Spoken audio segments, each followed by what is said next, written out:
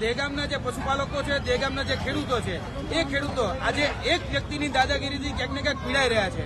આજે અમદાવાદ સહકારી જે ક્ષેત્ર છે એના દ્વારા એક ઠરાવ કરવામાં આવ્યો છે, એના જે નોમિનલ બોર્ડ દ્વારા છે એના દ્વારા કે દહેગામનું દૂધ એ મધુર ડેરીની જગ્યાએ અમદાવાદની ઉત્તમ ડેરીમાં ખાલી કરવું. હવે ઉત્તમ ડેરીની અંદર જો દૂધ ખાલી કરવામાં આવે તો દહેગામના 15 થી 20,000 પશુપાલકોને નુકસાન છે. આ નુકસાન એ રીતે છે કારણ કે અમદાવાદની ઉત્તમ ડેરી એ દૂધ ઉત્પાદકોને 810 રૂપિયા ભાવ આપે છે, જ્યારે મધુર ડેરી છે એ 840 થી 850 રૂપિયા ભાવ આપે છે. હવે જે ભાવ ફેર છે એની અંદર પણ 15% જે ભાવ ફેર જે છે એ મધુર ડેરી આપે છે, જ્યારે ઉત્તમ ડેરી છે એ 5% સુધીનો ભાવ ફેર આપે છે. તો તેને કારણે ગુજરાતના અને ખાસ કરીને દહેગામના જે પશુપાલકો છે એ ત્રાહિમામ છે. દહેગામ જે તાલુકો છે એ ગાંધીનગર જિલ્લામાં આવે છે.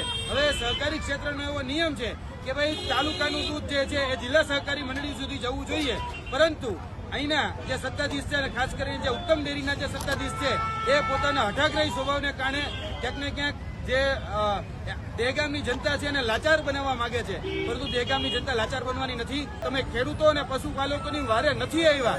વિધાનસભા સુધી આ મુદ્દો પહોંચાડવાની જવાબદારી તમારી હતી, કારણ કે દહેગામની જનતાએ તમને ચૂંટીને વિધાનસભા સુધી મોકલ્યા છે. તો વિધાનસભા સુધી દહેગામના જે પ્રાણ પ્રશ્નો છે, પ્રાણ પ્રશ્નોની ચર્ચા થવી અનિવાર્ય છે, જરૂરી છે, પરંતુ તમે એના વારે આવવાની જગ્યાએ તમે ક્યાંક ને ક્યાંક હાથ ઊંચા કર્યા છે. તો તમે પણ ધ્યાનમાં રાખજો, જે જનપ્રતિનિધિ આજે અમારી સાથે નથી, ભવિષ્યમાં અમે પણ એની સાથે નહીં રહીએ. આવનાર દિવસોમાં બધાનો જવાબ એ સ્થાનિક સ્વરાજ હશે કે પછી વિધાનસભા હશે કે સાંસદ સભા હશે, કંઈ પણ હશે, બધી જ જગ્યાએ સડકથી લઈને સદન સુધી આનો વિરોધ કરવામાં આવશે.